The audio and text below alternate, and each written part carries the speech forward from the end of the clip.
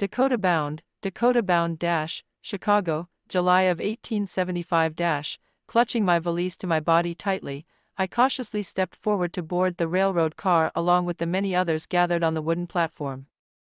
The humid air gave me cause to wipe my forehead of sweat and then place the handkerchief in front of my nose to block the choking fumes. This smoking monster, the Chicago and Northwestern train, would be taking its passengers away from this hot Midwestern city today. Traveling west from my Chicago home to unknown Fort Abraham Lincoln in the Dakota Territory should be a great adventure, I told myself many times. If that was true, why couldn't I feel the excitement that many around me seemed to harbor? I had agreed to take a post with a family at the fort. It was a bold step for me at age 19. Very bold, yet very necessary. The governess position here in my hometown, I had high hopes of obtaining, had been given to another. In my childhood home, my new stepmother had become someone I simply couldn't stand to be near another day, and the thought of living in the house with her and my infatuated father was nauseating. The chance to leave and travel west was thrust upon me by a childhood friend, Rebecca, who had recently taken a similar position at the Dakota fort and urged me by letter to join her. Rebecca had nothing but praise for the handsome soldiers there, the cavalry family she had come to love now as companion and tutor, and of course, the many new adventures she had experienced. I had accepted the post. I was on my way west. Lifting my head high to fool my psyche into believing I was the adventurous also. I boarded the train, settling myself near a small window. I watched the remaining passengers board and remembered fondly my childhood home before Emmeline Thatcher had stolen my father's heart. How I would miss the place I had grown up in. How I did miss my mother, who had only left this earth a mere 10 months ago. Father would miss me, I suppose, when he wasn't drooling over his new, young wife. She would occupy the place I had loved so dearly. I felt the motion of the train now. It was too late to change my mind. I was headed west. The city I loved, the only home I had ever known, was becoming a blur as the train picked up speed. Goodbye, Chicago. I looked around me at the other passengers settling themselves in their chosen seats. I breathed a sigh of relief. No one had chosen the seats across from me. This gave me plenty of leg room and I tried to relax. I felt my eyes grow heavy and closed them, the motion of the train now lulling me to sleep. It must have only been minutes that I dozed before I heard a child's laughter and slowly opened my eyes to see the wide blue ones of a pint-sized person staring at me. Her pixie mouth smiled, and I now saw clearly I did not have the compartment to myself.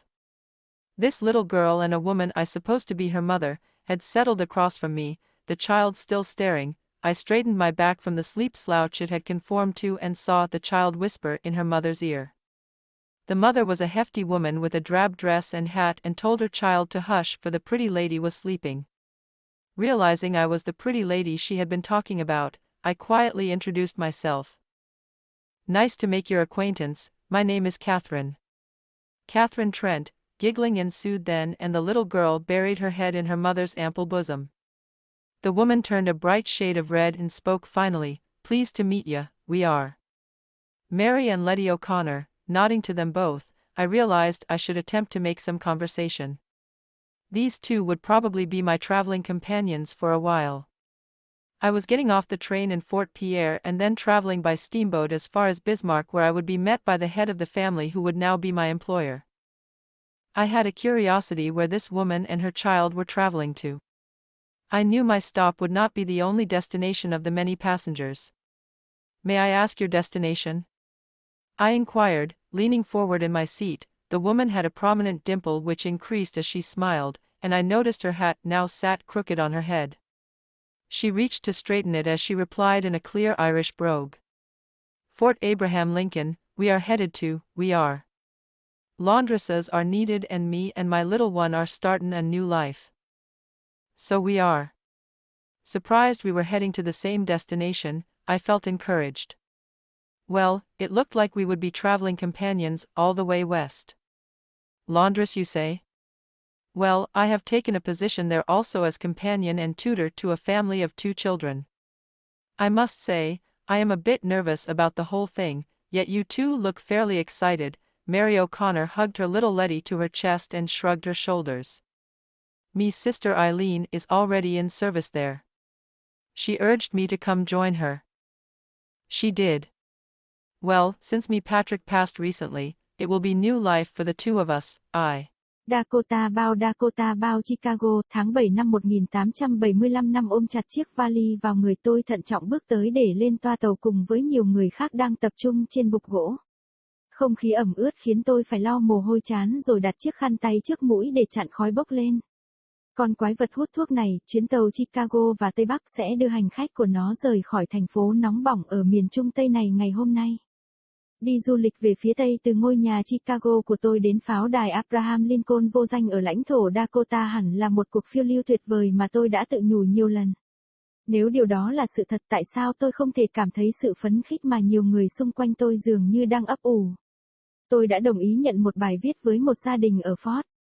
Đó là một bước đi táo bạo đối với tôi ở tuổi 19. Rất táo bạo nhưng rất cần thiết. Vị trí giáo sư ở quê hương tôi rất hy vọng đã được trao cho một người khác. Trong ngôi nhà thời thơ ấu của tôi, mẹ kế mới của tôi đã trở thành một người mà tôi đơn giản là không thể chịu được gần một ngày nào khác, và ý nghĩ về việc sống trong ngôi nhà với bà và người cha si mê của tôi thật buồn nôn. Cơ hội rời đi và đi du lịch về phía Tây đã đến với tôi bởi một người bạn thời thơ ấu. Rebecca, người gần đây đã đảm nhận vị trí tương tự tại pháo đài Dakota và đã thúc giục tôi tham gia cùng cô ấy bằng thư. Rebecca không có gì ngoài lời khen ngợi dành cho những người lính đẹp trai ở đó, gia đình kỵ binh mà cô ấy yêu mến lúc này với tư cách là bạn đồng hành và gia sư, và tất nhiên, rất nhiều cuộc phiêu lưu mới mà cô ấy đã trải qua. Tôi đã chấp nhận bài viết. Tôi đang trên đường về phía Tây, ngẩng cao đầu để đánh lừa tâm lý tin rằng tôi cũng là nhà thám hiểm. Tôi lên tàu. Ngồi yên vị gần khung cửa sổ nhỏ, tôi nhìn những hành khách còn lại lên máy bay và nhớ về ngôi nhà thời thơ ấu của mình trước khi Imlay Thatcher đánh cắp trái tim của cha tôi. Làm thế nào tôi sẽ nhớ nơi tôi đã lớn lên? Tôi đã nhớ mẹ tôi, người chỉ mới rời khỏi trái đất này chỉ 10 tháng trước. Làm sao? Tôi cho rằng cha sẽ nhớ tôi, khi ông không chảy nước miếng vì người vợ trẻ mới của mình. Cô ấy sẽ chiếm giữ nơi mà tôi đã vô cùng yêu quý. Tôi đã cảm nhận được chuyển động của đoàn tàu, lúc này đã quá muộn để thay đổi quyết định của tôi. Tôi đã đi về phía Tây, thành phố tôi yêu, ngôi nhà duy nhất tôi từng biết đang trở nên mờ ảo khi đoàn tàu tăng tốc. Tạm biệt Chicago, tôi nhìn quanh mình và nhìn những hành khách khác đang ngồi vào chỗ họ đã chọn. Tôi thở phào nhẹ nhõm, chưa có ai chọn chỗ ngồi đối diện với tôi. Điều này cho tôi nhiều không gian để chân và tôi cố gắng thư giãn. Tôi cảm thấy mắt mình nặng trĩu và nhắm lại, chuyển động của con tàu đang du tôi vào giấc ngủ. Chắc chỉ trong vài phút tôi đã ngủ gật trước khi nghe thấy tiếng cười của một đứa trẻ và từ từ mở mắt ra để nhìn đôi mắt màu xanh lam rộng bằng một người cỡ pai đang nhìn chằm chằm vào tôi. Miệng cô ấy mỉm cười, và bây giờ tôi thấy rõ ràng là tôi không có khoang cho bản thân. Cô gái nhỏ này và một người phụ nữ mà tôi cho là mẹ của nó, đã ngồi đối diện với tôi, đứa trẻ vẫn đang nhìn chằm chằm. Tôi thẳng lưng ra khỏi giấc ngủ chập chờn mà nó đã tuân theo và thấy đứa trẻ thì thầm bên tai mẹ.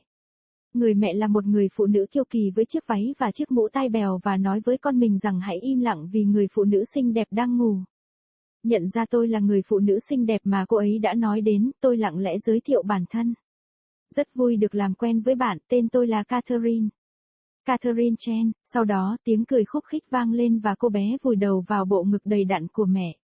Người phụ nữ chuyển sang màu đỏ tươi và cuối cùng nói, rất vui được gặp ông, chúng tôi là vậy.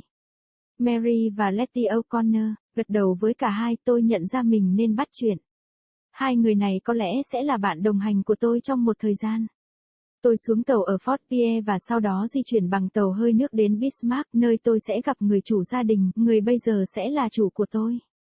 Tôi tò mò không biết người phụ nữ này và đứa con của cô ấy sẽ đi du lịch ở đâu. Tôi biết điểm dừng của mình sẽ không phải là điểm đến duy nhất của nhiều hành khách.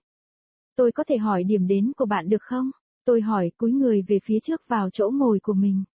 Người phụ nữ có một má lúm đồng tiền nổi rõ và tăng lên khi cô ấy cười, và tôi nhận thấy chiếc mũ của cô ấy giờ đang đội trên đầu. Cô ấy vươn tay để nắn nót khi cô ấy trả lời bằng một giọng điệu Ireland rõ ràng. Pháo đài Abraham Lincoln, chúng tôi đang hướng tới. Chúng tôi đang ở, quần áo giặt là cần thiết và tôi và đứa con bé bỏng của tôi bắt đầu có một cuộc sống mới, vì vậy chúng tôi cũng vậy. Thật ngạc nhiên khi chúng tôi đi đến cùng một điểm đến, tôi cảm thấy được khích lệ. Chà, có vẻ như chúng ta sẽ là những người bạn đồng hành trên suốt chặng đường phía Tây.